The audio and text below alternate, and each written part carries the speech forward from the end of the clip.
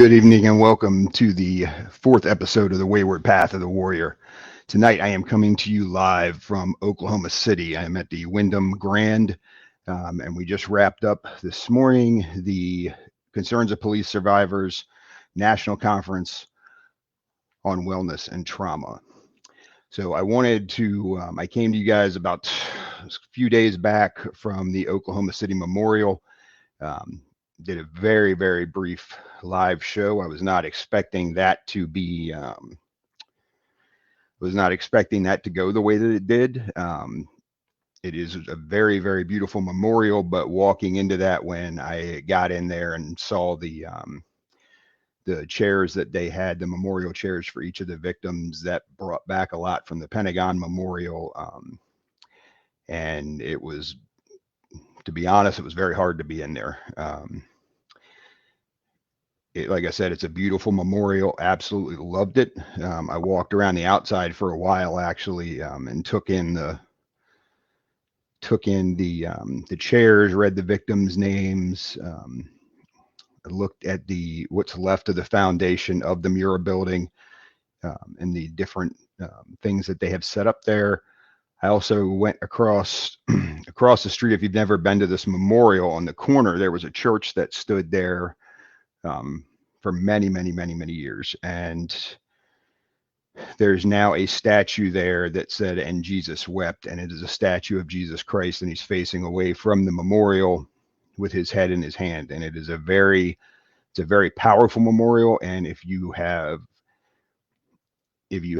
read about coming here and looking at it, you wouldn't even notice it. The only reason that I noticed the statue was because there's a movie out there called We Are Stronger, about PTSD and a military vet, and one of those scenes took place at the Oklahoma City Memorial, and they highlighted that statue. And that was one of the things when I came to the memorial that I wanted to find it, and I wanted to see it. And it's a very, very powerful piece of that memorial that I don't know that most people are aware of. So if you come down here, when you walk out of the wall marker that is 903, if you go across the street and to the left corner of it, you will see the statue there. It's surrounded by black, I believe they're granite pillars, and then there's some memorials there that talk about the church that was there and about the statue. I went inside of the memorial, the museum, which again, it's very well done, documents the entire event, the aftermath of it, tells the stories of the survivors, tells the stories of our first responders. Is very good. But again, going in there and it brought back a lot of stuff. I had to move through that quickly and went on to the little event that was going on in the other level of that. But definitely, if you come out here, it's something that you need to see.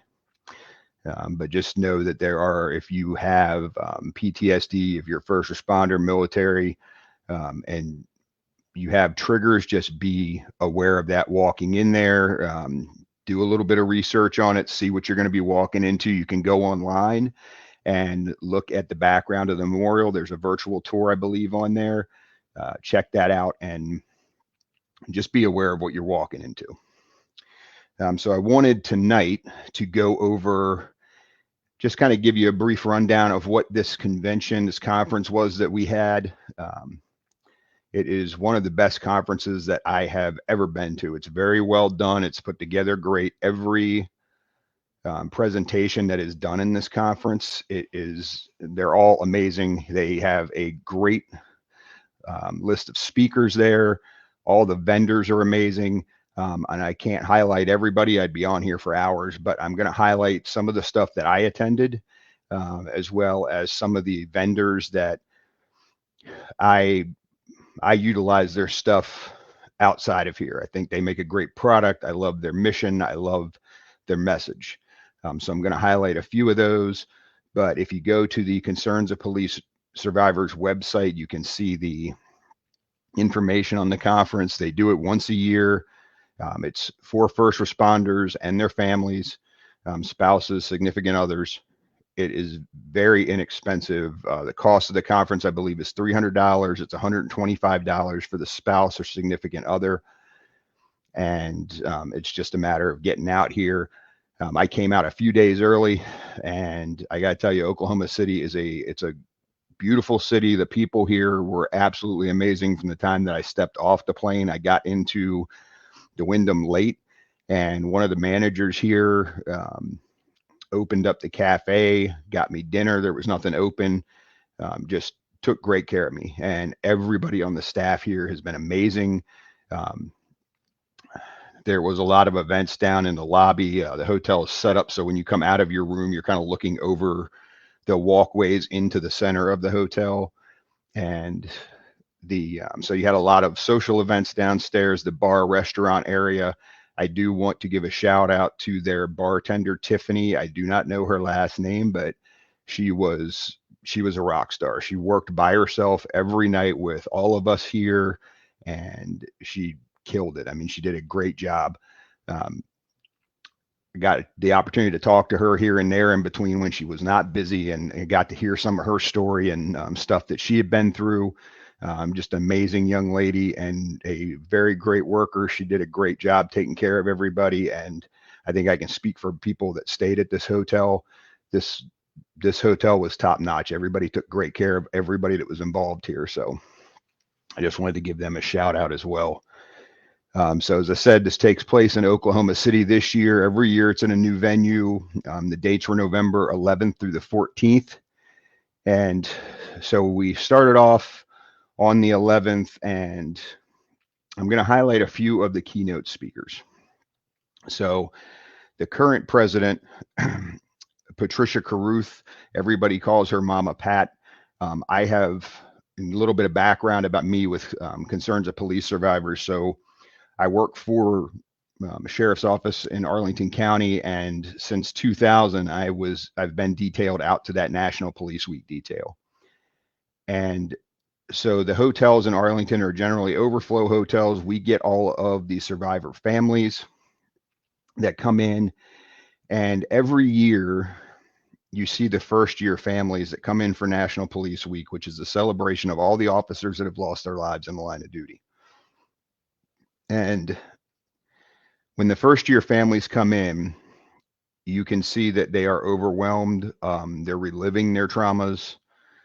They are shocked. There's a lot going on, and with everything that they have just recently been through, for the families that have lost officers in the past year, I mean, we have families that come in that officers are being added on from years ago. But all of these families have lost an officer, and you see them come in the first year, and they're just trying to figure out what they need to do. And you have agencies from around the country come in here, but majority of it is the Northern Virginia agencies, Arlington, Alexandria, and all the agencies surrounding come in, Secret Service. And we start planning these meetings right after the events. This year had to be moved up to October because of COVID. And so it just finished a few weeks before this. They're already getting the planning started for Police Week for May. And the amount of planning that goes into this with such a large group of people, when people come in for this event, they don't know all the stuff that goes into this. The year that is taken to put into this event, and all of the work that is done by Diane Bernhard, who runs COPS, and her staff, as well as all of these individuals from the different agencies, the airport authority. It's just amazing when you get to see it all come together. But it doesn't even, when you see it all come together, it doesn't even begin to tell you the amount of planning that's gone in behind it. And so a lot of these folks that came to this conference, I've seen year after year after year at National Police Week. And for me, that detail has been the detail that re-energizes me every year. No matter how bad events go during the year, when I get to see my Police Week families, that it's just that gives me the greatest joy in my career. And Patricia Caruth, whose son Jeremy Caruth, his end of watch was February of 2003, and he was with the Alexandria, Louisiana Police Department. Um, this lady has, every year I see her, is one of the most amazing women that I've met. She's one of the greatest family members out there. She loves everybody and she gives back to everybody. And she gave a great speech to welcome everybody there. And Mary Carmichael, who is the spouse of Arkansas Game and Fish Sergeant Daryl Carmichael, whose end of watch was November of 2008. She got up, and she's the past president from last year, and she got up and talked about how she did not like to do public speaking, and she did an amazing job. She was funny. She pulled on your heartstrings, but just an amazing, absolutely amazing job. And I think a lot of the times people, when they think about public speaking, they think that you have to be this polished speaker, but folks that get up in front of folks and they tell their journeys, they tell from their heart. That's what people want to hear. That is the thing that gets that connection with folks. And that was what this conference was about. You had so many people sharing their experiences to let these officers and their families know that it's okay not to be okay. That this issue that we've had with suicide and trauma, mental health issues, depression, PTSD throughout law enforcement, we have to address this. It can't just happen when our suicide numbers skyrocket up like they did in 2019. This needs to be a continual effort across the board, year after year, and it starts with people sharing their journeys. It starts with some of these officers that get up, that I will introduce you to, that tell their stories. And these are officers that when you look at them, you hear their background, you would never in a million years picture them as the people that are struggling with trauma. And that's what one of the things that makes this conference so amazing is the speakers that they have on here. You know, we started this off, we had Sheriff Tommy Johnson III from the Oklahoma County Sheriff's Office and Oklahoma City Police Chief Wade Gurley, who both welcomed everybody to Oklahoma City. Both of them, I mean, their departments, their officers, just like the people of Oklahoma City, are amazing, welcoming. They rolled out the red carpet for everybody here. I will tell you, Sheriff Tommy Johnson is one of the biggest human beings I've ever seen in my life. If I stood next to him, I looked like a little kid. And he was the talk of all the guys walking around. He's one of these guys, he stands up there, he takes over the room, just a happy, outgoing guy, and welcomed everybody. Just an amazing, amazing group of law enforcement officers here, the agencies, the people, it's a great city overall. The first keynote speaker, though, was firefighter Chris Fields. And he caught some flack. You know, a couple people talked about, you know, how is a firefighter being the keynote for the police convention. But we're in Oklahoma City. And if you remember back to when the bombing occurred, Chris Fields was the firefighter whose picture was across the globe. And it was the picture of him carrying out baby Bailey Almond, who I believe she had turned 1 year old just before the event happened. And the picture is Chris holding her in his arms, looking down at her. And Bailey passed away in the bombing. But that picture, when you see, everybody knows that picture. And Chris is one of the four gentlemen, and I'm going to introduce you to another one later that spoke, that they are the four guys that put on a show every Tuesday night on Facebook called Trauma Behind the Badge. And I watched this show. I love this show. If you haven't seen it, check it out. These guys are funny. They have always have great guests on this show. They don't pull back any punches. It's straightforward. It's raw. And these guys all have amazing backgrounds. And I never realized that Chris Fields was who Chris Fields was. I just knew Chris Fields was a firefighter and just this amazing guy. But in his speech, he talked about the events in Oklahoma and he talked about the aftermath for him.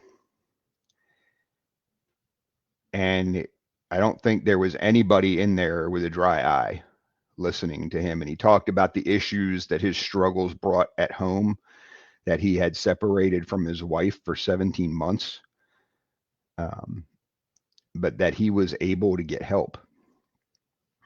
And he has now turned everything around. They are back together.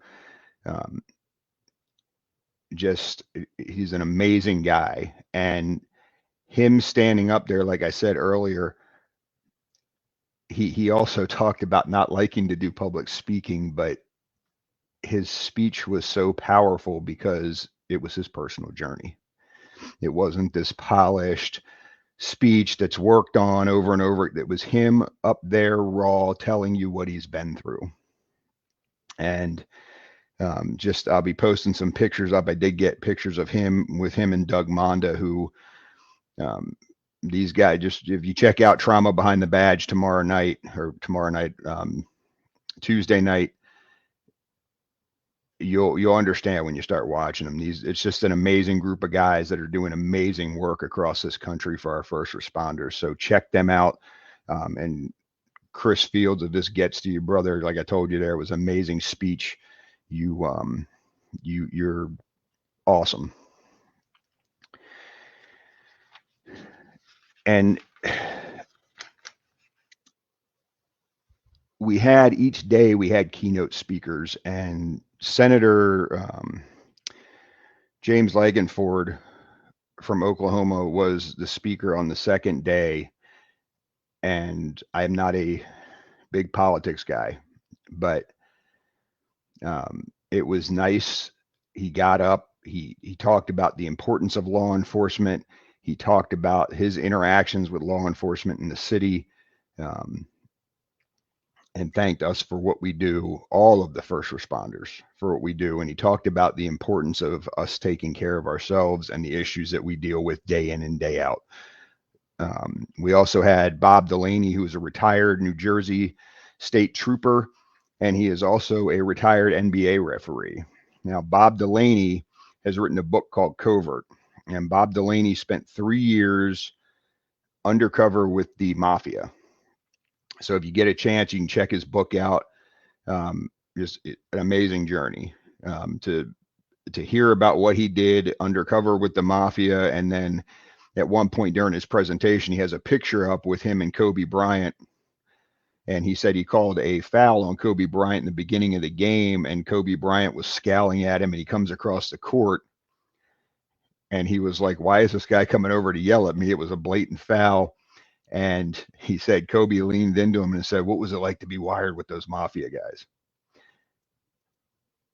And he said that the picture of them was the two of them laughing, and that's what they were laughing about. But I mean, this guy is a story career, very much along the lines like a Donnie Brasco. He discussed him too. He's friends with him and got a lot of advice from him. Just an amazing speaker. He does a lot of leadership speaking now. Is really, really good. And they closed it out this morning with probably one of the best speakers that I've seen on the circuit when I've been around, and I've had the opportunity to speak with this gentleman up in Toronto at the Toronto Police Academy, Police College a few years ago. And his name is Paul Butler. He was the youngest police chief in South Carolina. He's now retired, and he goes around the country and he speaks on leadership. But one of the best things of watching Paul speak is Paul will always close out the conference, and Paul takes the lessons that he's learned from each of the speakers, and he wraps the entire conference up with them. And Paul is one of the nicest guys you ever meet. He's got the Southern drawl. He's very personable, He's got one of these big personalities that he walks in the room and he just brightens the room. He's a great human being. So getting to see him after all these years was amazing. It was awesome. I had a great experience with him up in Toronto. He gave me a lot of advice, which I greatly appreciated. And so it was awesome to see him, and did a great job as well.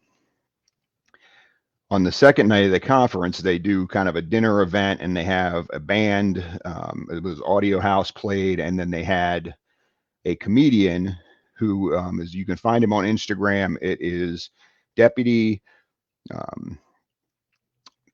His name is Deputy Hookem. So if you search on Instagram for Deputy Hookem, you will find him. This guy is hysterical. He is I believe he's with California Highway Patrol or LAPD. He's a detective. He's also a rapper and goes by the name Forensic, which he's got that link on his Instagram. But if you go to Instagram, check him out, watch some of his clips. The guy he's hysterical. He's got great stories. He had everybody dying last night with the stories he told. So it was a great lineup for the main conference, for the keynotes, for the entertainment. It was the overall conference was, as always, amazing. But those speakers I highlighted were the ones that really reached me. They spoke to me. And a couple of the vendors there, we had a ton of vendors there, but two of them that I follow personally and utilize their stuff. And I'm not getting paid for any of this. This is just, I like their product. I like their mission. And I've got to speak to the folks that run the companies when I'm out doing this stuff, and just, they're great people. Relentless Defender was there, and their products are great. I'm wearing one of them now. I love everything that they do. And the other one is Point 27 and Shields of Strength. And Kennedy Vaughn, I believe is a gentleman's name, or Kevin Vaughn, I'm sorry, is the guy that runs Shields of Strength, if I'm correct. He's their spokesperson. If you go to their website, he's on all the videos on their Facebook page. He is the one that tells everything. He's out at these conferences, and they not only make great jewelry, their main things are the dog tags, and they have biblical verses on the back of them. But they do bracelets, they do keychains, shirts. They've got all kinds of stuff. But it's a message of support for our men and women in the military, for our first responders. So if you get a chance, check those two folks out. Look at their mission, look at their values, look at what they do.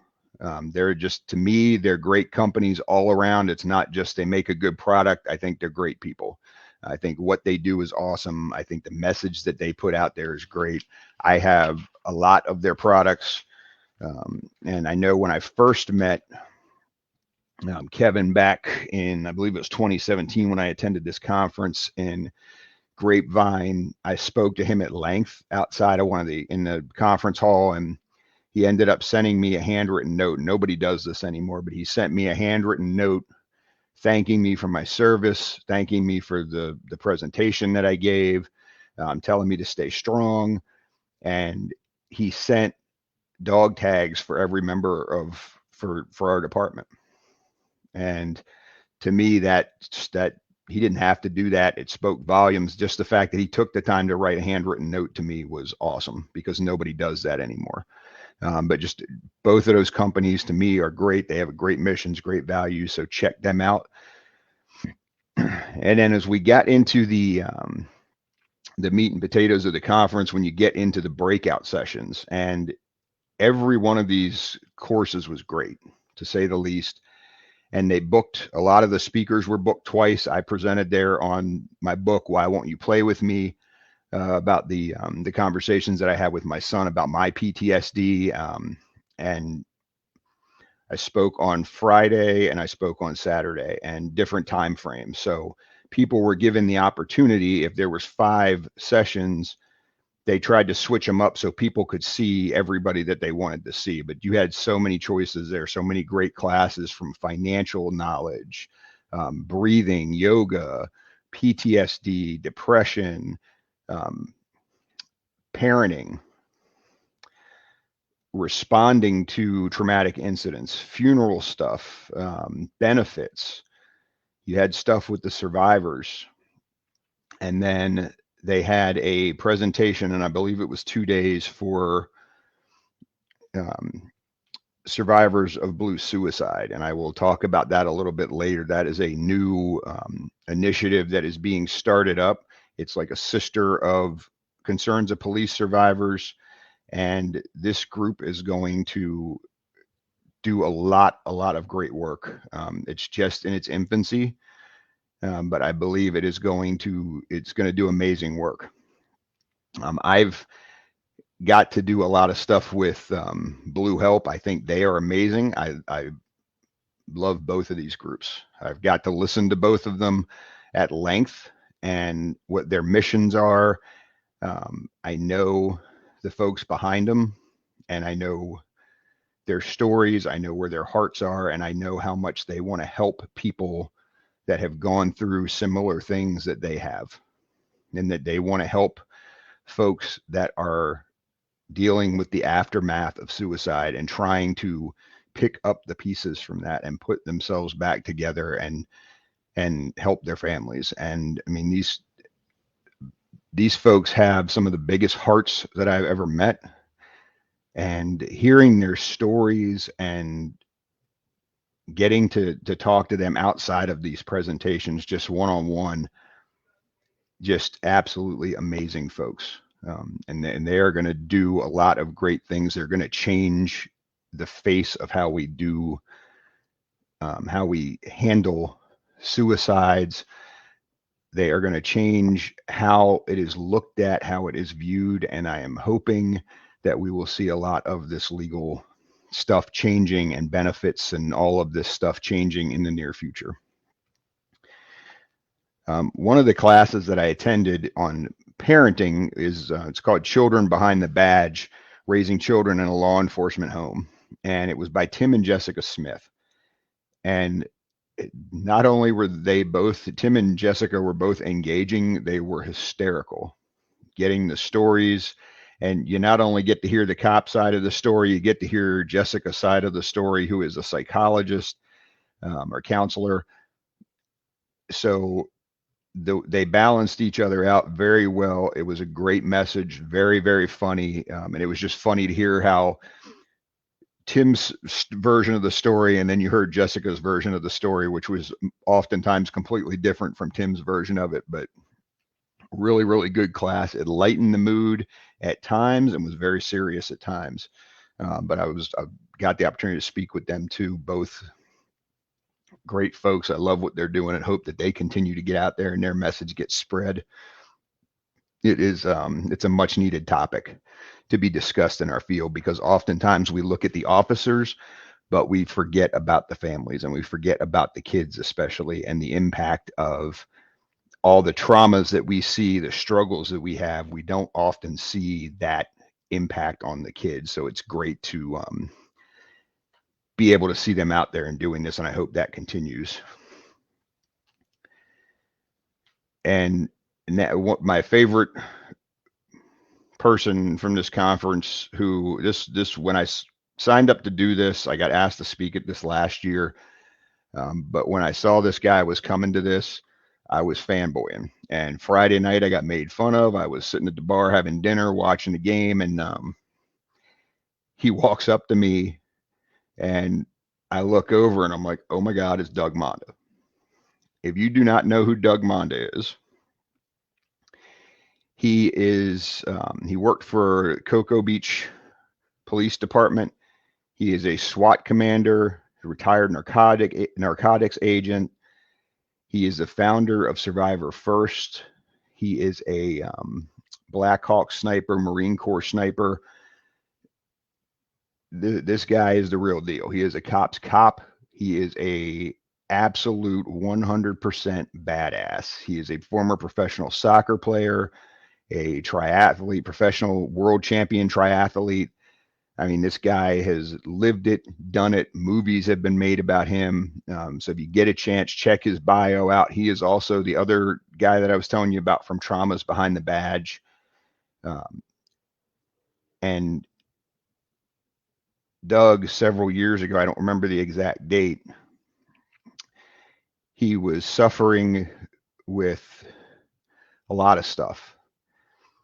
He had a severe back injury, which, for all purposes, ended his athletic career. It ended his training for the Ironman triathlon at the time. And he had to have back surgery. He was out for a period of time, and he was struggling bad. And at one point, Doug pulled his gun out and shot himself.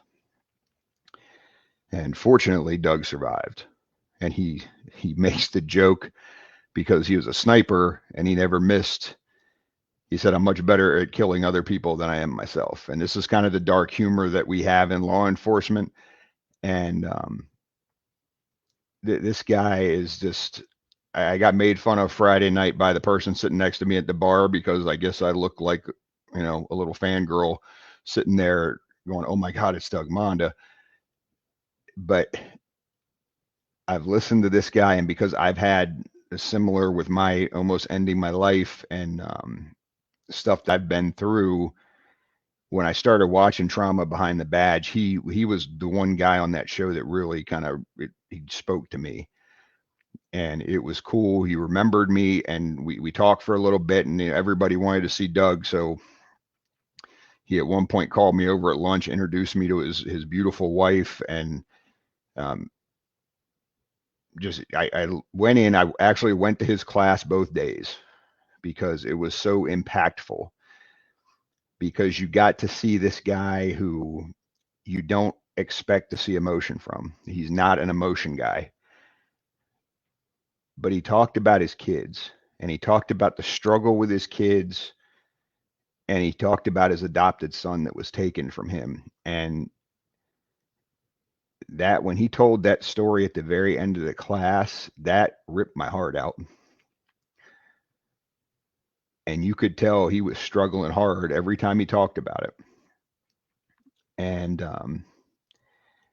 I was honored to have him. He came in and sat into my class the second day, and that was a huge honor for me. And I talked about him, and I talked about his impact with his story on me, and I talked about his class and the impact that it had on me. And he came up to me afterwards and he said, brother, it was a great class. And he's like, man, you made me fucking cry.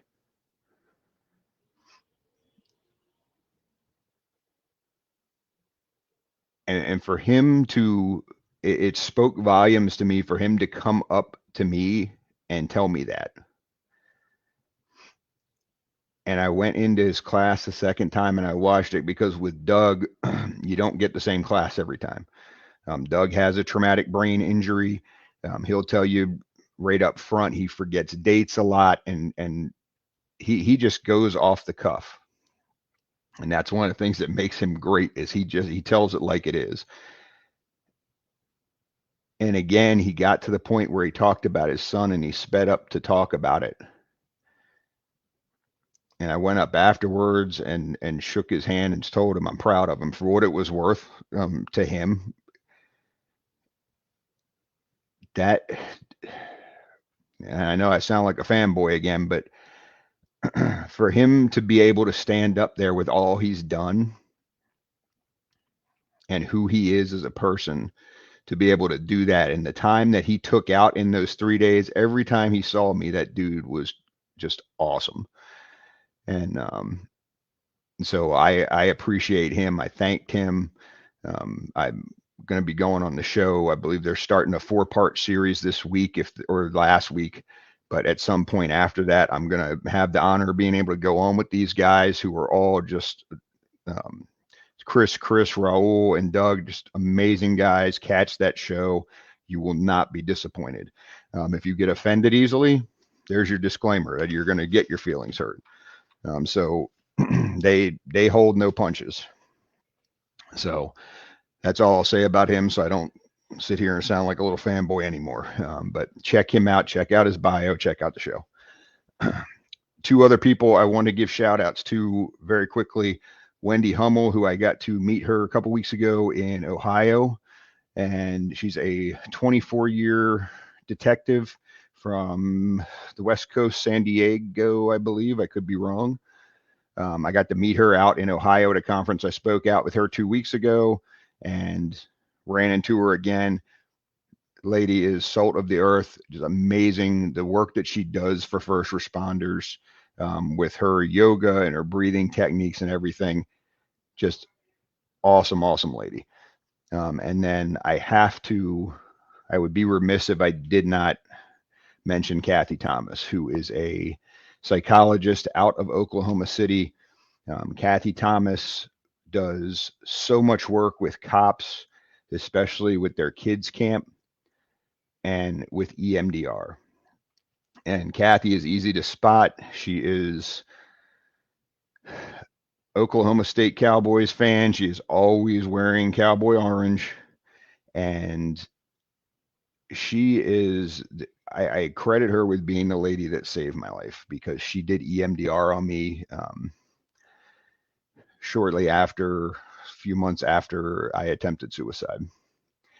And Kathy was the first person that I sat and I was able to smile and I was able to laugh with during those sessions, even though I thought it was absolutely weird when I started doing EMDR. But Kathy saved my life.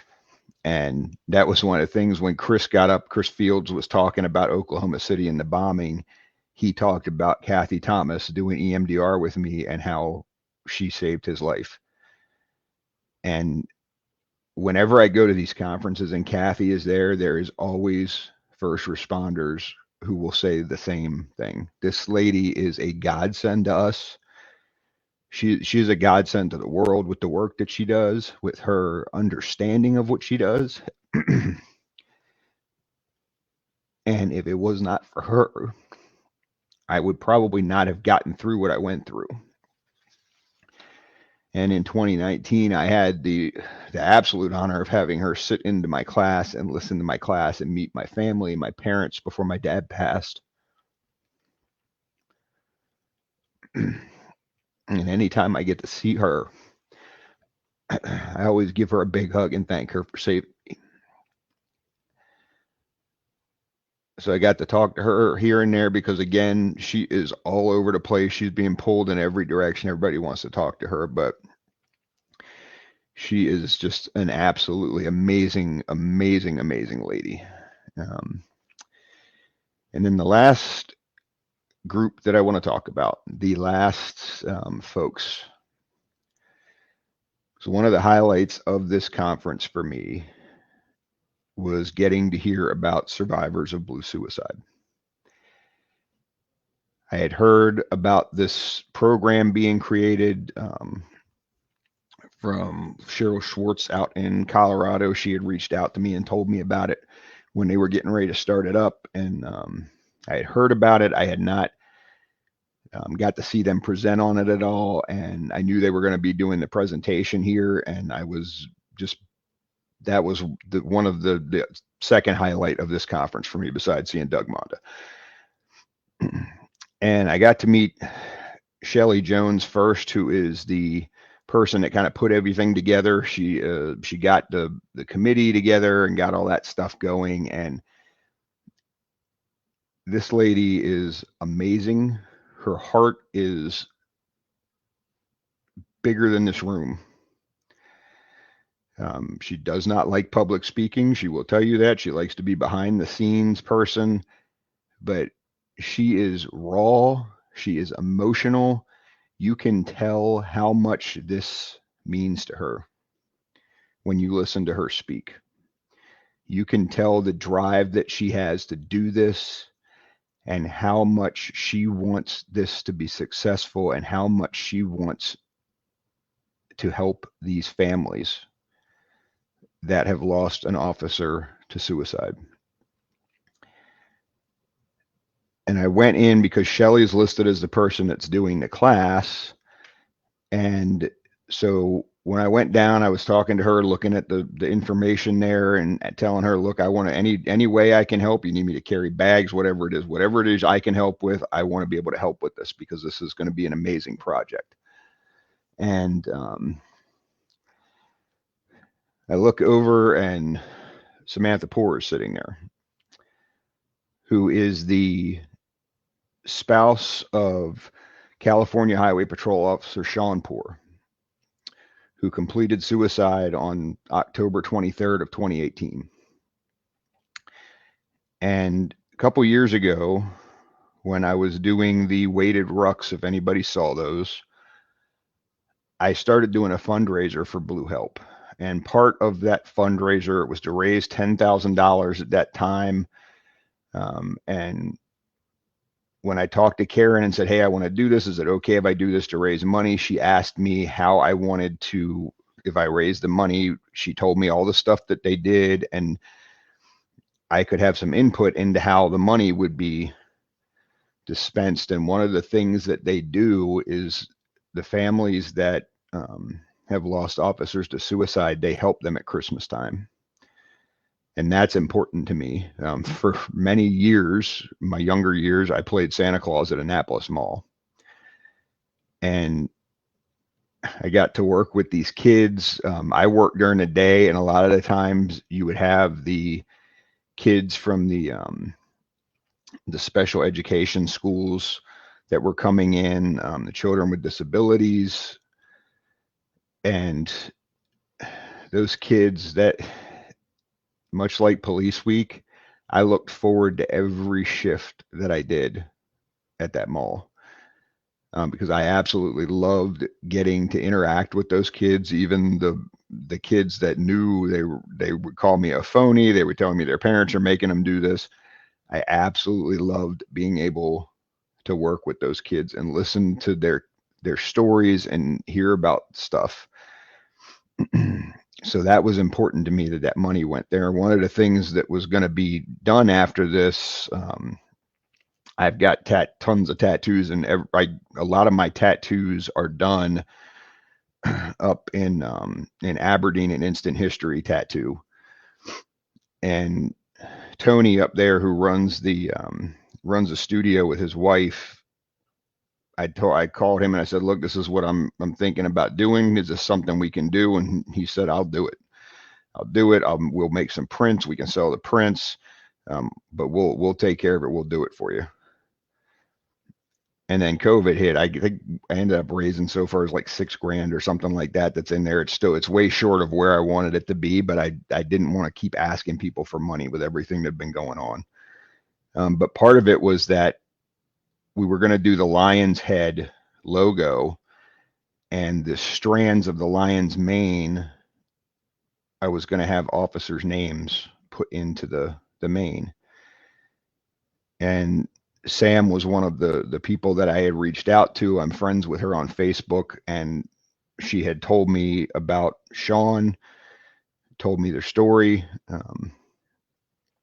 and listening to her tell that story, and that was back then, hit me, and it stuck with me. And I didn't know she was going to be at this conference. Somebody in one of the classes said, hey, Sam's here. And so when I went down to meet Shelly, I looked over and she was sitting there. And when I went into this class and they're outlining the purpose of this class, Sam talked a lot about what she went through. And Sam talked about what Sean went through. And she talked about how the agency treated her. And Sam is a very powerful speaker. When she tells her story, the raw emotion that is there it's overwhelming. And she is one of the sweetest people. She has got the biggest heart. She had asked me to go over to the Oklahoma Memorial because she didn't get a chance to go when the group went. So I went over there with her last night so she could see it, and so she wasn't walking over there by herself. But we were hanging out at the dinner and stuff, and I got to watch her interact with the families and with folks. And at one point she was taking pictures for people at the photo booth, and getting to see how genuine that she is as a person, and getting to hear her story and hear about Sean, and just get to kind of see her in action as she was doing her thing. And I don't even think she knew that she was doing anything.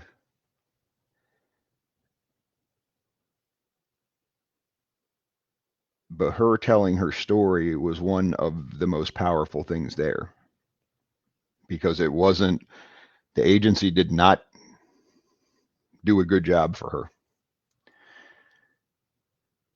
And that is always sad to hear, because we're supposed to be a brotherhood. But oftentimes when suicide happens, those officers who have served their communities and served their agencies for their entire career honorably are forgotten about.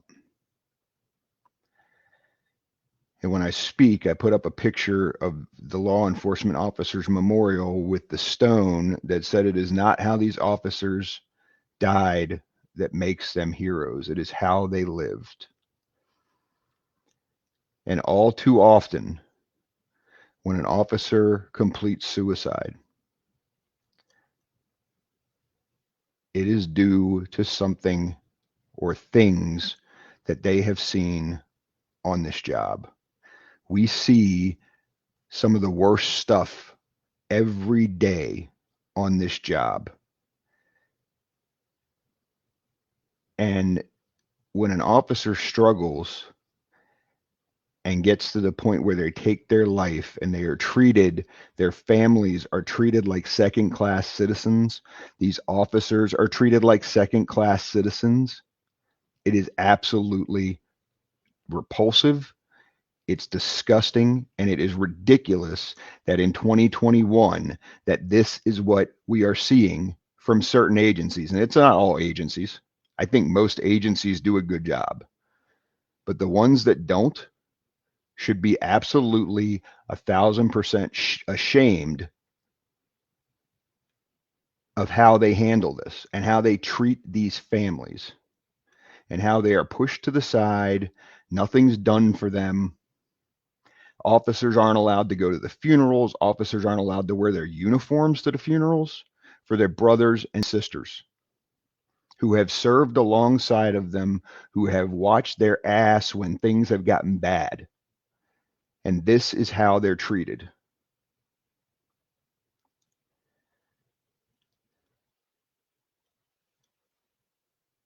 I want to be a part of this group because I got to see the other day the passion of these two women for this cause. I got to see the pain in Sam's face when she told her story. When you see the pictures of her kids, when you see the pictures of any of these officers' kids who have died by suicide,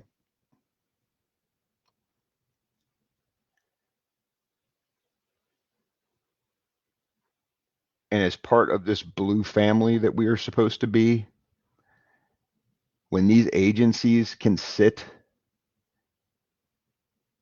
and just push them to the side, you're in the wrong, absolutely 100% wrong field. Agencies that do that, and this is my humble opinion, and if you don't like it, I do not care. If you're wearing a badge and you treat a fellow officer or their family that way, you are a disgrace to the badge, 1,000%.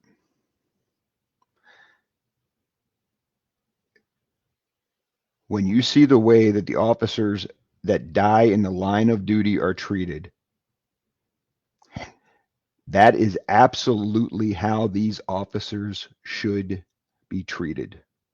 These individuals come in, day out, put their uniforms on, they leave their families at home, they miss events, they put their life on the line every single day. And you hear people out there saying that's what they signed up for, that's what they did. Nobody signs up to get shot at.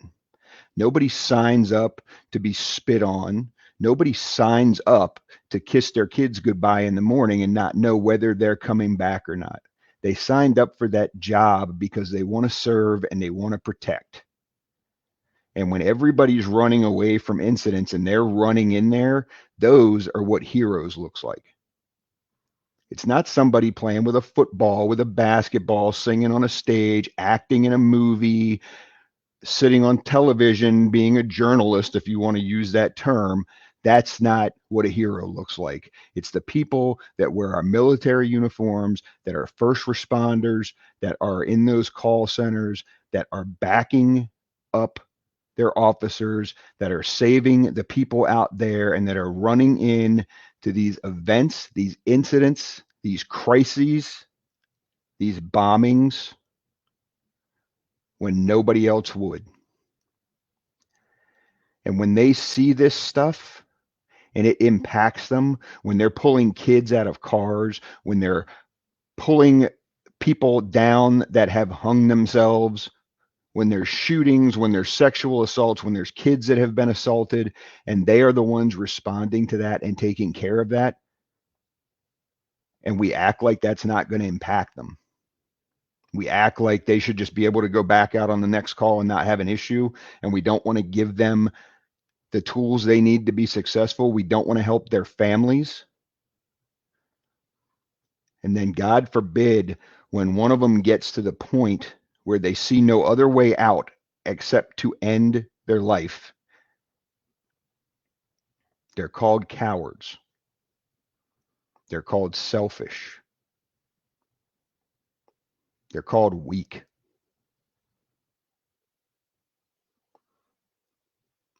And then they're forgotten about.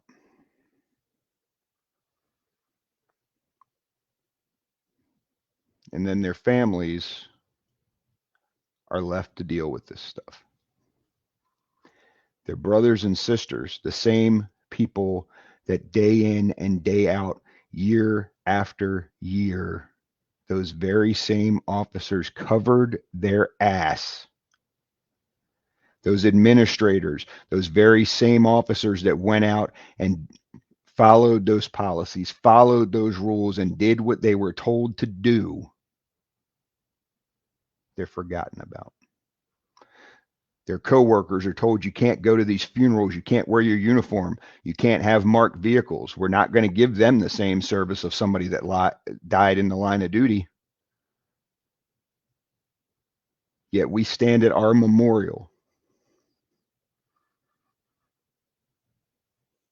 and we point to that sign that says it's not how those officers died that made them heroes, it's how they lived. But there should be another line under it that says, unless they died by suicide.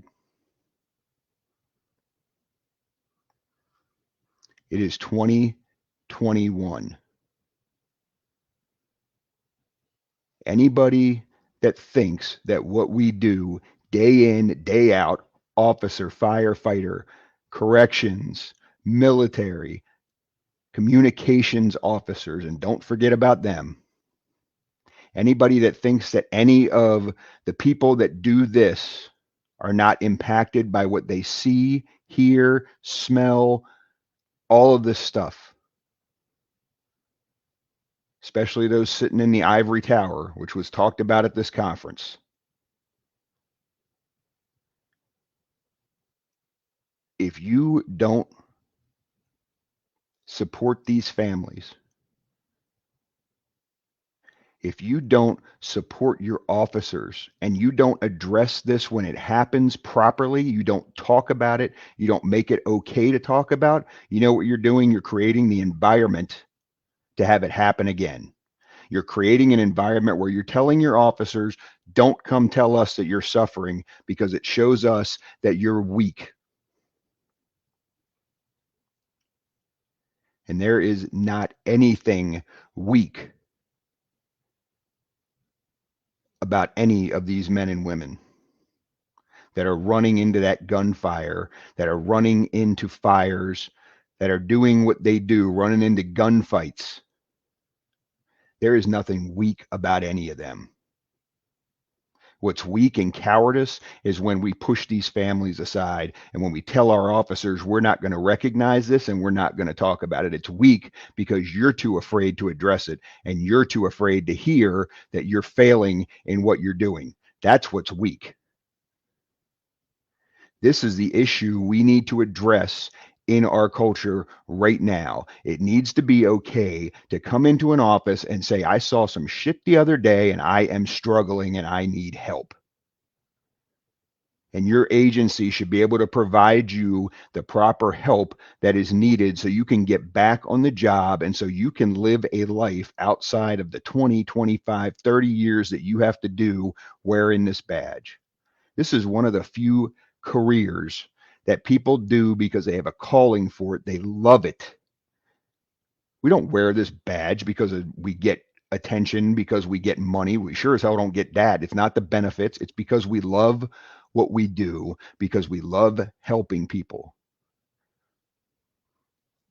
It's because we love the communities that we serve. And anybody out there that says somebody that completes suicide and that suffering is weak, go tell that to Doug Monda. Come tell me that to my face, because I almost ended my life and there ain't a goddamn thing that's weak about me. Now, one of these men and women that have done this have done it because they're weak. It's because they're suffering and because their departments do not provide them the support that they need. Bottom line, end of story. We need to fix this issue. This conference was the first thing moving in that direction. Stop burying your head in the sand if you are in an administration position and start making it okay for these officers, for these men and women to come ask for help. Start supporting their families. Stop giving them this line about we are a thin blue line, we're a brother and sisterhood, when you're not going to support them. And stop pointing to that sign on that sacred memorial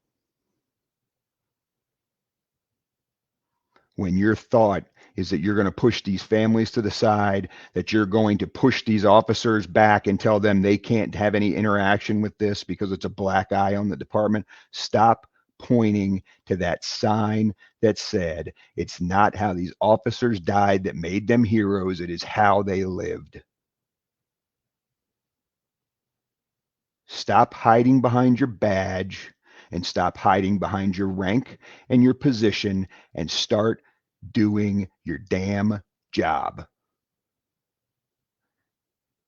It's not to stand out on a podium and preach to people and politic. Your job is to support the men and women that put the uniform on of your agency and go out each and every day to support the community and serve it. Your job as a leader is to serve your men and women. Start doing it.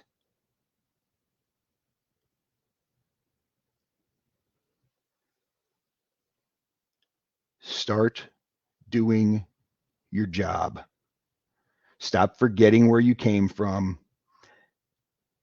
Start interacting with the families of your officers. And God forbid, when an officer dies, whether it's in the line of duty or by suicide, put your uniform on and stand before those spouses, those parents, and those children as the leader and tell them that you are sorry for their loss in person and sit with them, listen to them, cry with them, and serve them. And then when you have done that, go back to your agency and listen to the men and women that put that uniform on every single day. Sit with them, cry with them, support them, and serve them. It is okay to not be okay. It is okay to ask for help. Start doing your job. Start supporting these people. For those that are doing it, for those of you, there's agencies that are just doing a stellar job of this and supporting their people, supporting these families, because we got to hear a lot of great stories at this conference. God bless you. Start coming to these conferences and show people how it is done. And for the politicians that are over top of all this funding, start funding this stuff. Stop acting like mental health is not an issue in society and in our first responder and military communities. Put some money where it will make a real difference and address these problems. Stop pushing it to the back burner. Mental health is a real issue. It's out there. People are struggling. There was a story just a few days ago of a 10-year-old girl that completed suicide. 10.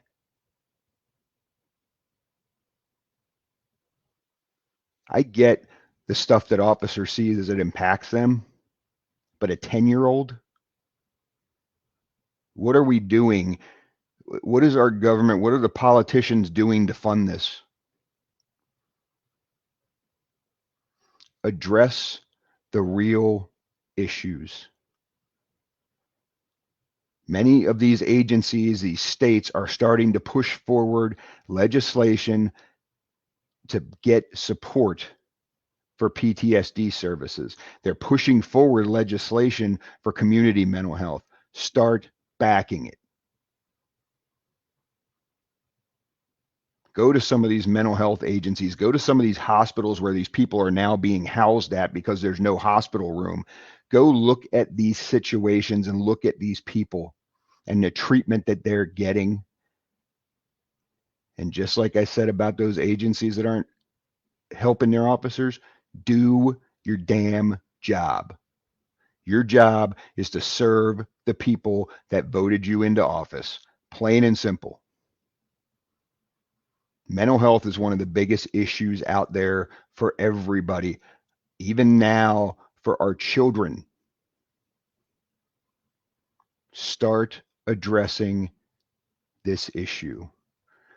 I'm over my time now. I know I was on my soapbox. I apologize for that. This is something that to me, this is my mission. This is my journey. This is what I am here for. And this is what I'm about. And if I ruffle feathers, I could care less. We need to do right by these people. These people that serve and protect our communities, we need to do right by the men and women that serve and their families that allow us to have them, that allow us to take them away from them to do this job that so desperately needs to be done when so many people want to defund it and take it away. Support these men and women and their families. I thank you for watching this. For anybody that sees it in the future, if you have any questions, you can reach me at catalystofchangeassociates.com, catalystofchangeassociates@gmail.com. I appreciate you watching. I appreciate the messages that I got. I appreciate all the people that came up to me at the conference, the people that attended my classes. I hopefully will see each and every person out there when I am out on the road, when I'm doing virtual speaking on here. I hope to get the opportunity to talk to each and every one of you. For my brothers and sisters that are watching it, whether you're first responders or military, God bless you for what you do. God bless your families. They are the true heroes that sit home while we're out doing our jobs each and every day, not knowing whether we're coming home from a deployment or from a shift.